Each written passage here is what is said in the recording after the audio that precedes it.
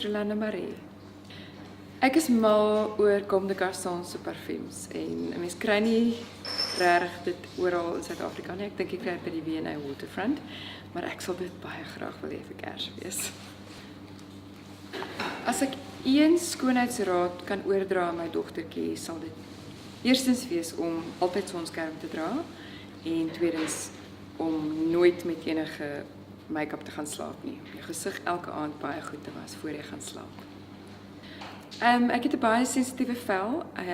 My vel reageer baie vinnig op gremering, so ek het met die jare begin agterkom wat om te vermy en wat om te gebruik.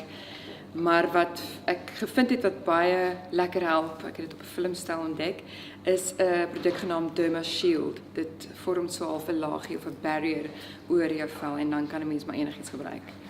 My gunsteling voorkoms, gremering gewys, vir die dag is 'n skoon vars look met 'n bietjie van 'n steen op die lip en rooi lekker pink gesonde wangetjies en in die aand is ek mal oor is die smoky eye look. As dit kom by hare is ek nogal baie lui.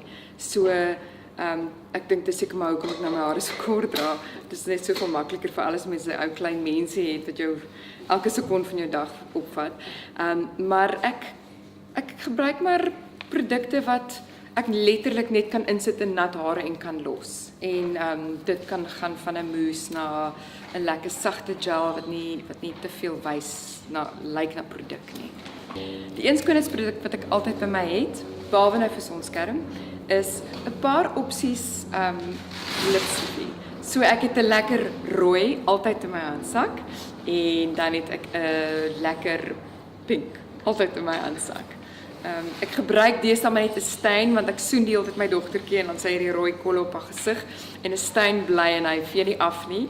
So dit is die ander tipe lipstick wat ek in my handsak het, want ek maar eintlik nou die meeste gebruik, maar as ek nou nie by haar is nie of as ek in die oggend gou moet gaan melk koop of iets en ek het nie 'n greintjie gremering aan my nie, dan slat ek net 'n rooi lip aan, dan lyk ek sommer asof ek iets moeite gedoen het.